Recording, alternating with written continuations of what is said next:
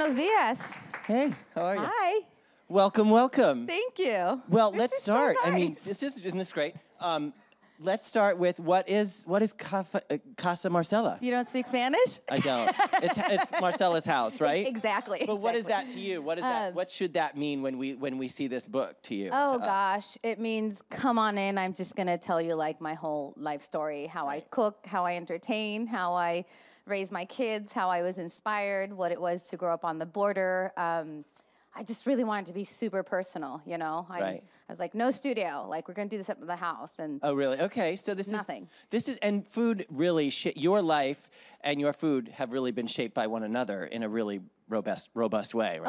Oh yes, 100%, 100%. Food is at the center of so much culturally in Mexico, and it's a part of our story, and it's a part of my family. I have an aunt who's a chef who was the inspiration, so food has always just been kind of at the center of everything that I do. So talk about that, because you live in San Diego. Were you born in San Diego? Born in San Diego, raised in Tijuana, in Mexico. Hola, Tijuana. Now, okay, so explain to me how that worked. Because how does that work? You were born in Tijuana. I'm sorry, you were born in San Diego. How often were you in Tijuana? I feel weird if I say Tijuana, but no, how please say it. Tijuana. Tijuana. Sí. Okay, good. Claro, por supuesto. So yeah, and I didn't realize how totally unique and special and cool it was until I had a professional career on television cooking. When I started doing interviews where people were like, wait, you cross the international border every day to go to school? And I was like, yeah. So the way it works is my mom is American, my father's Mexican as well. I was born in the US, but because my dad's Mexican, we lived in Mexico, and I grew up in Mexico. So I literally would... as soon as I was of school age, my mom thought it was a great idea, and thank God she thought about this, to send us to school in San Diego so that we would know the culture and the language and have opportunities on this side of the border. But I actually did half and half. I did like up to 3rd grade in Mexico, and then 4th through 6th in the U.S., and she swapped us back and forth so that we would be immersed in the culture and the language so that we would find opportunities wherever we wanted to find them. And she's in heaven now, but she is the reason that so many doors have been opened, because I feel a lot of what this book represents is the clashing of the cultures. I wanted to take all that I grew up with, the cuisine and the culture and the complexities, and kind of filter it through my house and make it from there accessible to everybody. And this is really a celebration of that. Was there ever an age or a time in your life where it was confusing to be have this kind of dual life, this kind of 2 languages, 2 countries? That's a good question, but no. I mean, honestly, and I wish I was special, but this is so a part of... You are special. Thank you. My kids think so. But this is what's so unique about living on the border. There's an automatic switch that happens from both language to for you, have you been to San Diego? Yeah. Have you crossed the border? No. I mean, really, you need to come down. I'm going to take you. I'm waiting. This is for real. I'll wait for the Evite. I'm ready. No, I'm taking your number. You're coming. Okay, good. I'm giving you a tour of the wine valley. You'll die. I love it. But it's for you, for example, when you're on the San Diego side, you'll be like, oh, pretty San Diego, America's finest city. And then you'll cross the border, and you will be visually impacted by how different it is, and how different it sounds, and how different it smells. Which must be really strange when you really have it's only a matter of minutes from one side to the other. Literally, matter of minutes. Like from my home in Chula Vista, I can be at my dad's house in Tijuana in 20 minutes. That's amazing. Literally. I can't get across town in 20 minutes. Exactly, right? Exactly. That's what I say all the time. It's like people go crazy, and it's a longer distance from Beverly Hills to Santa Monica in LA. Yeah, exactly. That's like 4 hours. Exactly. With traffic, it can be. Exactly. But I would cross the border, and I wouldn't even think about it. The switch is just automatic. And in my conversations, I know when to speak Spanish and when to think in English and when to think in Spanish and when to write it. And it's just like, because just automatic. The flow is just so beautiful and automatic and natural in that part of the world that I didn't even really think about it. Like I said, until I started doing interviews, when people were like, oh, really? Like my mom would make breakfast, and we would put it in a Tupperware container, and I would have breakfast in the car while I was crossing the international border. She would drop us off at school. Sometimes she would go back to Mexico to cook and do laundry, and sometimes she would hang in San Diego and grocery shop and go to the movies while we were at school. Right. So that was our life. Yeah. So what's your favorite dish in the book? Can you have one? Or are they like all your children? You love them equally? Yeah, you can't pick one. But you know what? This morning I posted a picture of, there's so many. The jalapeno roast chicken is insane, and the fire roasted salsa is insane. But there's this Mexican pastry that I grew up with called a concha. And it's making my mouth water. but it's kind of difficult to make. It's like an Easter bread, so you're dealing with like leavenings and stuff that people don't love. But when you're in Mexico, there's a panaderia, bakery at every corner, and you can just kind of find them everywhere. So it's one of those things that nobody ever makes at home. You buy them, pretty much. But I really wanted to make a recipe because I wanted to be able to get them here, because here you don't have, Mexican bakeries at every corner, sadly. So that's one of my favorite recipes. And the fact that in the testing, they came out exactly like the ones that I had when I was a kid, that was like, yes. That's amazing, because how long does it usually take to get from your head to something you want to make in your head? Or are you making it as you go? How do you come up with a dish? Like, did you make the churro cupcakes on your Instagram feed? I did. Well, I cooked them on the kitchen on the Food Network show the other day, and they're in the book as well. Which look amazing, by the way. Thank you. So how does that process, when you are coming up with a recipe from scratch or from inspiration, how long does that take? How many versions do you have to do, or does it come naturally? What's that about? How does that work? Well, you mentioned a couple things that are important, like how do an idea for a recipe. And I like to gravitate towards what people like to see the most. And the cupcake is an excellent example, and I'll tell you why. People seem to love the most when I take like recipes that they know and love and are endearing, and I kind of Mexicanize them. So like my most popular recipes aren't like the traditional moles. I wish they were, but they're not. The poblano lasagna, massive on the internet, like my Mexican meatloaf, insanity, the churro cupcake. I think just adding that element that people know and love, like cupcake, meatloaf, lasagna, it's like, oh, I can do this. I can identify with exactly. Cupcake, meatloaf, lasagna? Yeah, separately. Not in the same casserole. Yeah.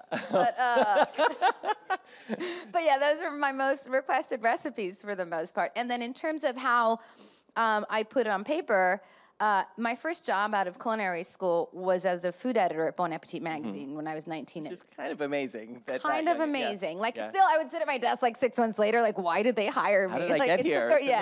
It's amazing, You studied in Paris too, right? I studied in Paris. No, but that was after. That was after. That was after the editor gig. Yeah, back in the Bill Gary days, kind of amazing. And like somebody would have to go, because we did the ingredient shopping for recipe testing, and somebody would have to go with me to buy the wines for the sauces because I was underage. It was insane. That's funny. Yeah, so one of the older ladies had to go with Marcela to like the supermarket to get wine for like the sauces. But anyway, those 4 years as a food editor at the best-selling food magazine in the country at the time, completely shaped my career. And to this day, people ask me about Bill Gary and Bon Appetit and Barbara Fairchild and the people that I work with.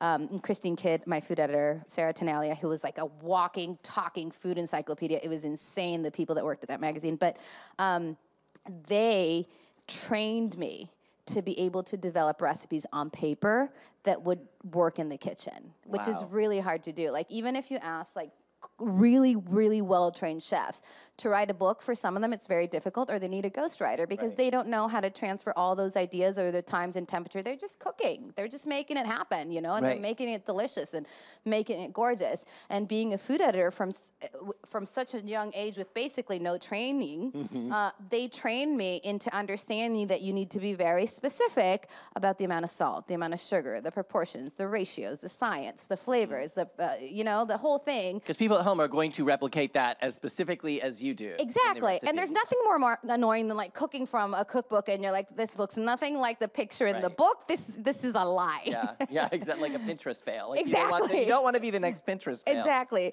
So for me, it was just really important to give everybody those recipes. But that's I imagine it in my head. It usually happens at night, somewhere between midnight and 4 in the morning. Really? Do you dream about food? I do. I don't dream about it. I just think about it constantly. I'm a very bad sleeper, and I'm constantly, I get requests now, thank goodness. I'm like super busy, so somebody will be like, oh, they need a healthy recipe where you use like kale, and then I have to be like up at night thinking about it. Well, you added cilantro in your book, which I thought was really interesting, a kale and cilantro salad. Yeah. Not everyone loves cilantro. I love cilantro. I know. It's like a genetic thing that for some people it tastes like soap. Just leave it out of the recipes. It's fine. Yeah, exactly. So now 2 questions. Do people expect you, like, walking down the street or in a restaurant to know everything about food in an instant, like be an encyclopedia of food? Will they ask you a random question? Yes. Yeah? And you usually know the answer? Like I was actually put on the spot by like a 7-year-old the other day. Really? Like, what was the question? At the Los Angeles Book Festival, I was doing a demo, and she wanted to know if I'd ever had a kiwi berry I don't know what a kiwi berry is. Have you had a kiwi berry? No, I didn't know they existed I either. was like, I don't know. And I was like, where do you get it? And she's like, Whole Foods. I'm like, I don't know. Wow, so it's literally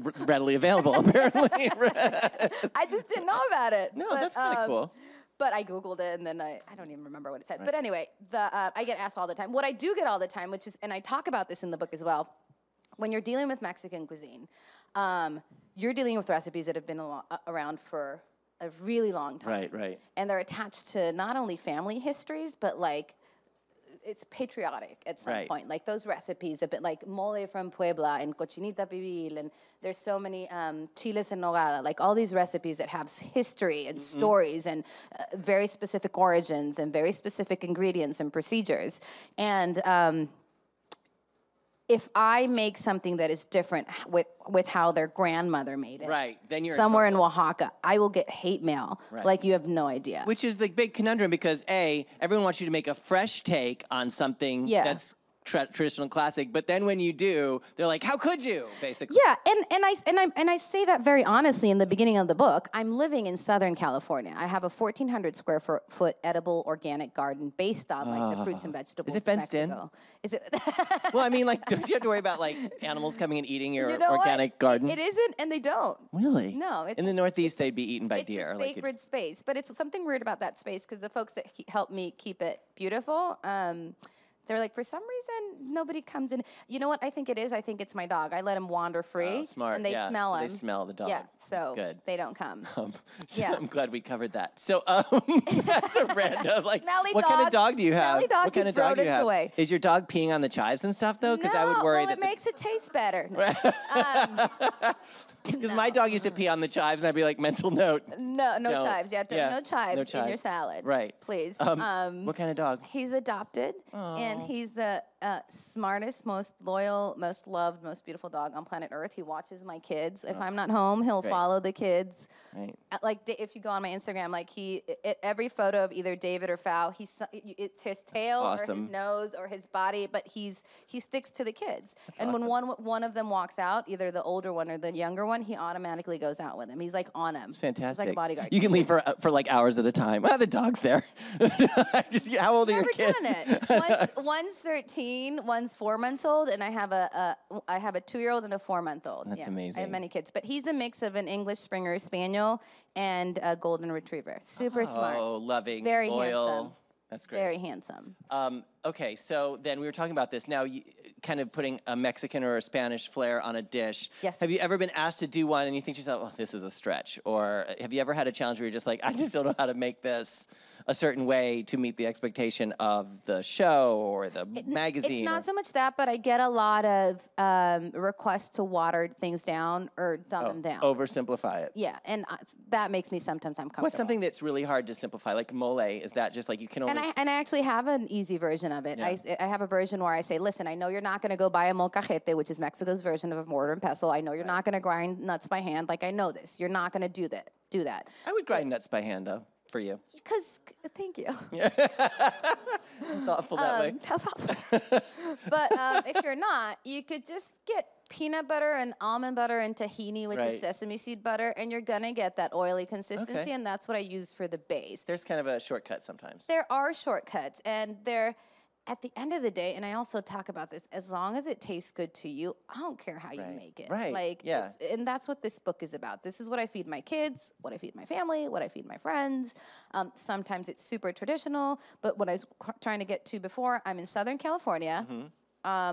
Even though I do have access to ingredients in Mexico, the truth is I do my grocery shopping in San Diego. Right. I just do. It's too far. I could. It's about 30 minutes, but... But your reader won't necessarily have access to the Tijuana market. The San Isidro border, and they're not going to go to the Mercado Hidalgo like on Sunday. Like, they're not going to do it. So that's what I cook with. That's what I have to cook with. So I mean, it's just an honest account of how you preserve those Mexican recipes and culture with what you can find on this side of the border. Right. Well, speaking of the border, I mean, never has it been, in recent years at least, we talk about the border a lot now. I know. How has all of this political climate, how has it changed your experiences going back and forth from the border? Because I'm sure you still do that. But how has that kind of impacted you? It's so dangerous to talk about politics, isn't Sure. it? But I am a part of a community that has been heavily affected by the tone of the conversation, right? Right. And what I say is, there's two ways that I could approach it. I could be very angry about what's happening and what I've heard being said or yelled at people that are doing nothing wrong. Right. And I could get defensive, and sometimes I do. I just do. It's human nature.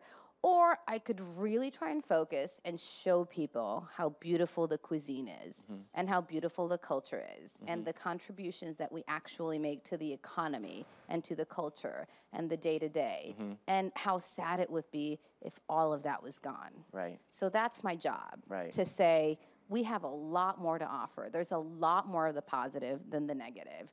Right. For us on the border, it's actually, I mean, it's a very difficult situation for those that want to be here and can't and all that, and I can't get into that. But for those of us that have that easy access back and forth, this whole talk about separating us is just very odd because we live a very harmonious situation. And I'm not talking about just people. I'm talking about the effects that the economy that both sides have on either side, the influx in and out. And it's just... we're a team over there on that side of the world. Right. In California. We're a team. And it must be North really, and south. really impacted by the fact that you're so close to one another. You can see the border. You quite literally can at some points, and you can stand there, and you can see the other side, and you can see families actually connecting at those physical points where where one country ends and the other one begins. Yeah. So, but like I said, my job is just to tell people, you know, I come in peace. I bring salsa. Right. It's all good. And that is the great unifier, I think. Who doesn't love a good salsa, right? We give you tequila, for Christ's sake. Yeah. Like, that also helps. Yeah. Well, let's talk about Tijuana, too, because I think there's probably misconceptions about what Tijuana is, shaped by movies, shaped by television. all wrong. Tell me. It's all wrong. Tell me. Tijuana. A lot of it is true. It's the most. What's the part they don't see, would you say? The cuisine, the culture, the art, the music, insane. The restaurants. If you drive south an hour into the Ensenada, which is the birthplace of the fish taco, and then you go in towards the Valle de Guadalupe, which is Mexico's version of Napa Valley, you've got a couple of the best restaurants in all of Mexico. We have this perfect Mediterranean climate that gives for the best ingredients. We have the Pacific Ocean that has the most amazing ingredients, obviously. And these hotels, a lot of them are actually run by Europeans or Americans. We have a ton of retired American folk that we love over in Rosarito, Ensenada, and that whole beach area. And I don't think that gets talked about. Yeah. Like I said, we don't talk about the symbiotic relationship that's so important. We need each other in that part of the world so much. Yes. And that you don't see. You don't see the gorgeous celebrations, the festivities that are so inclusive of everyone from all over the world. A real joyfulness, a real joy. Yes, like you spend a weekend in Baja, and it just, you know, like I said, drive to Ensenada, even Tijuana now, the museums, the art, the music, the festivals. It's just so much that's not really kind of talked about. It's getting a lot more exposure now. Right. It certainly is. Yeah. It certainly is. But that's just what we need to focus on. Yeah. I want to get back to the book really quick because you are a lifestyle. It is a lifestyle. The book reflects that. Beautiful table settings, beautiful plating. Thank you. What are some of the dishes in the book, just before we get to the Q&A from the audience, that they should know about, that your favorite? I know we mentioned your favorite. Yeah. But what are some of the other fun things? Jalapeno roast chicken. If you can master roast chicken, you can master, it's like automatically you've got 20 other recipes because it can become chicken salad or taquitos or tostadas or whatever you want.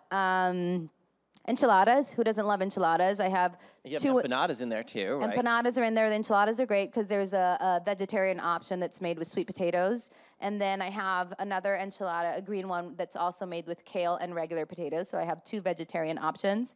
All of them are just endless. They're all awesome. When I sit here and look at you and see your book and your amazing personality, it's easy to see why you're on TV. I'm sure a lot of people see you on The Kitchen, on Food Network, on Cooking Channel, sorry. Food Network. Food Network, sorry. But I'm sure they look and say, of course she's on television.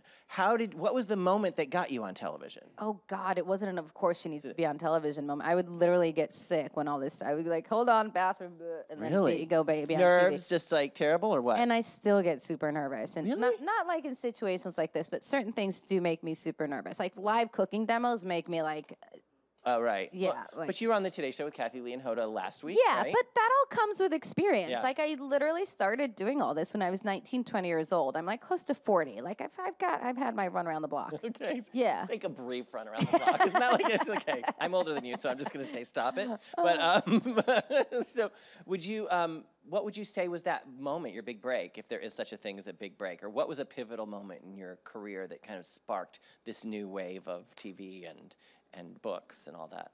Or is it collective? I think the one when everything started to change was an interview I did with the Wall Street Journal. Really? Okay. And that was the first. And this is a print interview. Yes. Which is what I think is so interesting, because so many people that want to be on TV say, I need to be on this show right away. But print is so often a catalyst for television. No, it was that interview, I think, that kind of changed things. Yeah. That kind of changed What did you talk things about a little bit. The whole experience of being on the border, and I think the focus of it was that people were looking for someone to offer these recipes in an accessible way. Yeah. We have a lot of folks that we follow that are excellent in terms of Mexican cuisine, but the complexities sometimes turn people off, you know? So I just wanted to be that person that was like, this is how I grew up, and it wasn't that complicated, and it's real. It's excellent, and it's wonderful. So we have some audience questions. Where would we like to start? Oh, hi, right there. Thank you. And I watch you every Saturday. Thank you. So what is your favorite way to prepare Brussels sprouts? That's one of my favorite recipes in the book, and it's actually my fiance's recipe. He just roasts them, and it's a high temperature roast. It's just a drizzle of olive oil, a little bit of shallots, salt and pepper, and that's it. And a lot of this book is surprisingly just very easy and very Mediterranean and very healthy like that. I like this platform to be able to talk to people about how Mexican cuisine can be, you know, people associate with fried foods and very starchy and very heavy. So any opportunity I have to say, listen, it doesn't have to be, it can be healthy. I offer them up a Brussels sprout. But yeah, super simple. High temperature roast. And right over here. Hello. Thank you for being here. What do you think is the most underrated ingredient used in Mexican cuisines? Ooh, that's a good question. Underrated ingredient. I think one of my favorites that doesn't get used a lot is huitlacoche, which is corn smut, corn fungus, pretty much. Really? Yeah. Corn smut? Was that the first word for it? Yeah. It's Is that like a technical term, or is that like a casual called. term That's for what it? it That's is. wild. If you let corn at the right temperature, at the right climate, a fungus grows on it, and it's like, I think it's beautiful, but it's grayish, bluish, and it grows at the top of the cob, and it's gorgeous.